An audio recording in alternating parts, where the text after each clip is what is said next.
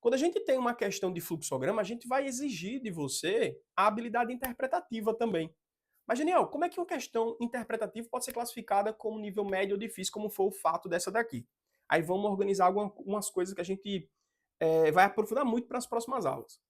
Quando a gente tem a habilidade restrita de interpretação, como foi os casos da questão 1 e 2, do modelo 1 e modelo 2 de questão de energia, a gente só com a interpretação conseguia fazer a resolução do problema.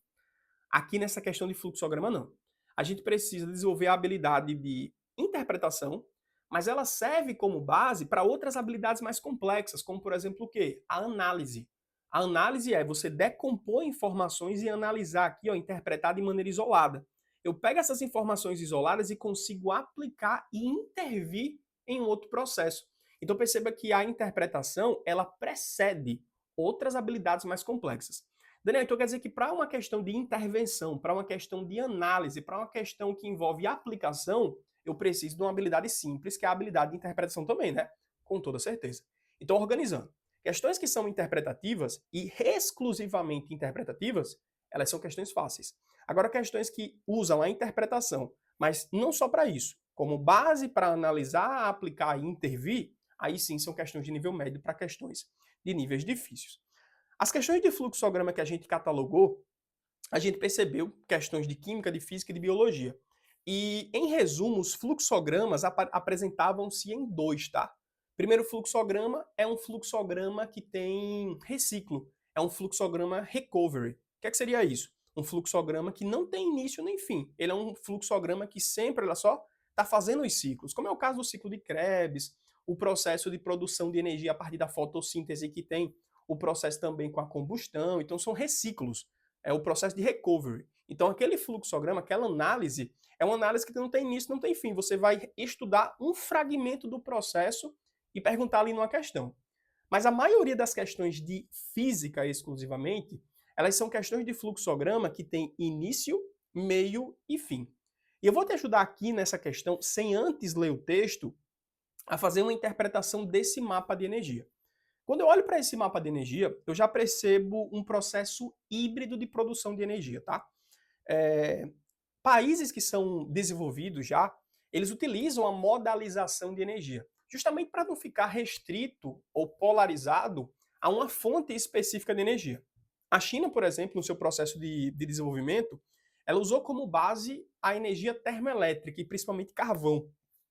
E quando a China usa exclusivamente ou com uma parcela muito significativa em porcentagem uma energia exclusiva, ela fica suscetível a outros pontos ali, seja climático, seja como consequência ambiental, como foi de fato a China. Ela teve um processo de poluição atmosférica muito danoso nas últimas décadas.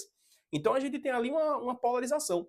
Só que quando a China foi se desenvolvendo um pouco mais, ela desenvolveu um pouco mais de tecnologia, ela conseguiu intermodalizar o processo industrial. Então a China hoje está aplicando fotovoltaica em tudo quanto é canto, certo?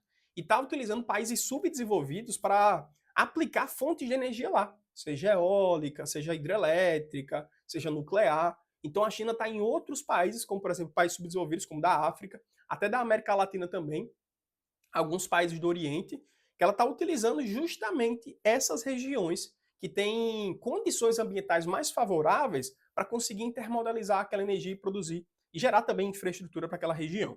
E essa zona aqui, cara, é de cara uma zona mista, uma planta híbrida de produção de energia. Daniel, qual é a dica que eu te dou para. Qual é a dica que você me dá para a gente interpretar bem um mapa desse, um fluxograma? A dica que eu te dou é: analise onde está, interprete onde está o início desse fluxograma. Cara, isso aí para mim é um aranhado. Como é que eu vou analisar o início? A dica que eu te dou é: olhe onde está as setinhas saindo. O ponto, o lugar que tem setinhas chegando, não é o início, certo? E eu vou dar como primeiro exemplo isso aqui, ó. Nós temos a produção de energia eólica como sendo a origem número um, a rota número um dessa produção de energia. Por quê? Porque dela só saem setinhas, não chega nada. Perceba que a gente tem aqui, ó, essa setinha saindo, energia eólica produzindo diretamente energia elétrica, E eu tenho aqui para o lado direito, né, ó, essa energia eólica fazendo a síntese, a produção de hidrogênio. Então a primeira rota foi essa daí. Eu quero que você analise comigo aqui uma segunda rota, que foi a rota do biogás. Perceba que aqui no biogás nós só temos uma setinha saindo, nós não temos setinha chegando. Então ali é também um outro ponto de saída, o segundo ponto de rota de produção de energia. Então nós temos duas origens energéticas nesse mapa hídrico, né? Nesse mapa que é intermodal, eólica e biogás. Então essa poderia ser uma pergunta da questão. Onde é que eu vou encontrar as fontes principais nessa região? Eólica e biogás. É a origem, só tem setinha saindo, nenhuma setinha chegando. Aí a partir disso a gente pode fazer as interpretações. Como seria? Olha só. Perceba que a usina eólica, ela produziu ali eletricidade de maneira direta para a fonte de consumo, mas também ela sintetizou hidrogênio. E esse hidrogênio em questão, ele pode ser utilizado para combustíveis ou pode ser armazenado caso sobrem ali excedentes. Beleza? Então a gente vai armazenar esse hidrogênio que foi produzido a partir da fonte eólica e a gente pode extrair e vender esse hidrogênio aqui para células combustíveis. Beleza? Perceba que além disso, esse hidrogênio ele pode se somar a esse biogás e produzir uma mistura, certo? Uma mistura nova aqui para a produção. Deixa eu pegar uma outra cor. Uma mistura nova para a produção de eletricidade nessa usina aqui. E claro, como nós temos sempre perdas nesse processo de produção de energia, a gente ilustrou aqui nesse mapa uma fonte térmica sendo lançada para o ambiente, certo? Mas olha só, nós tivemos duas fontes de saída e duas fontes de chegada. Primeiro é que a minha primeira fonte de chegada foi a rede elétrica de distribuição. E a minha segunda fonte de chegada foi a produção direta aqui de combustíveis, beleza? Então, em resumo, nós temos duas fontes principais de produção de energia, seja a eólica, seja o biogás, e esse biogás, somado com esse hidrogênio, ele pode produzir de novo eletricidade. Ou o hidrogênio de forma isolada pode ser vendido separadamente. Então essa é a interpretação que a gente faz analisando o princípio matemático dos fluxogramas, beleza? Agora vamos dar uma olhada nesse texto aqui, que de novo, ele vai nos ajudar a interpretar muito bem essa questão. Inclusive, esse texto ele não precisava estar aqui, certo? A questão deu para você para melhorar essa interpretação, mas ele poderia ser isento. Vamos lá. A figura mostra o funcionamento de uma estação híbrida de geração de eletricidade, movida, olha só, a energia eólica e a biogás. A questão deu para você o princípio, né? Qual vai ser a matriz inicial de produção desse mapa industrial. Essa estação possibilita que a energia gerada no parque eólico possa ser armazenada na forma de hidrogênio, que é usado para o fornecimento de energia elétrica ou abastecimento de células a combustível. Pronto, em 3 linhas, a gente conseguiu revisar tudo que o mapa mostrou aqui.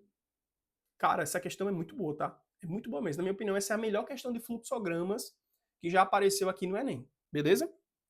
Olha o comando da questão. Mesmo com a ausência de ventos curtos por alguns períodos, né? A estação continua abastecendo a cidade onde está instalada. Isso aqui é esperado, essa pergunta, inclusive.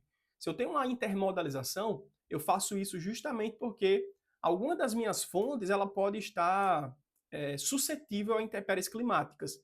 Então, se eu tiver um período do ano em que os ventos são muito fracos, eu tenho hidrogênio suficiente armazenado para, ao somar-se com o biogás, produzir energia elétrica, certo? Inclusive, quando as reservas hídricas estão mais baixas, né, do que o normal, a energia fica mais cara. Inclusive, quando a gente cita aquela bandeira vermelha, é justamente porque as reservas lá nas hidrelétricas estão mais baixas do que o normal. Então a energia fica um pouco mais cara, fica na bandeira vermelha, né? Então a gente tem que ficar ligado também nisso. Aí olha aqui, ó.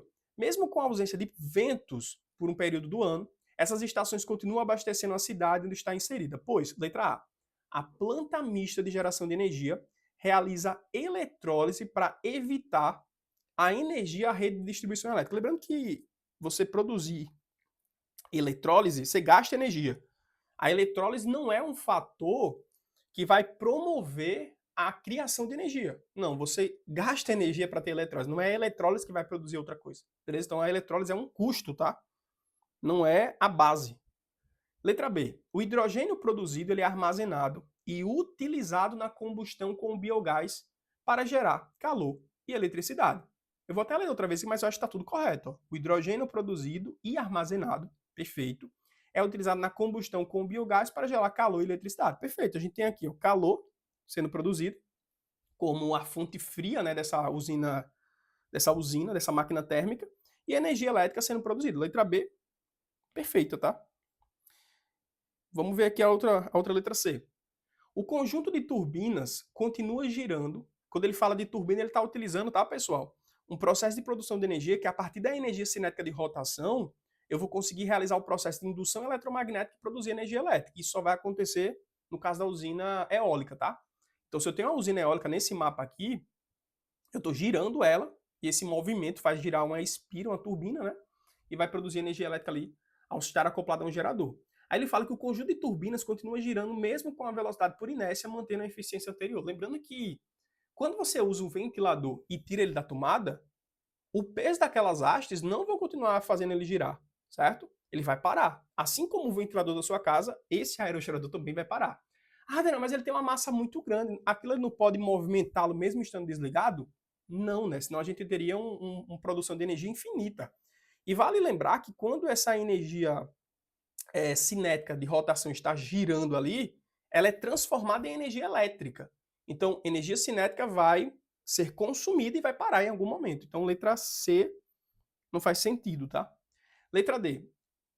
A combustão da mistura biogás hidrogênio gera diretamente energia elétrica adicional para a manutenção da estação. Perceba que não é diretamente. Não é diretamente. A gente tem alguns processos intermediários para produzir energia elétrica.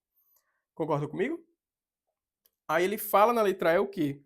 A planta mista de geração de energia é capaz de utilizar todo o calor fornecido na combustão para a geração de eletricidade. Se ele fosse utilizar todo o calor, né, a gente não teria uma via de dissipação de energia, que foi esse fluxo daqui. Ó. Esse fluxo mostra justamente uma dissipação de energia acontecendo aí na prática.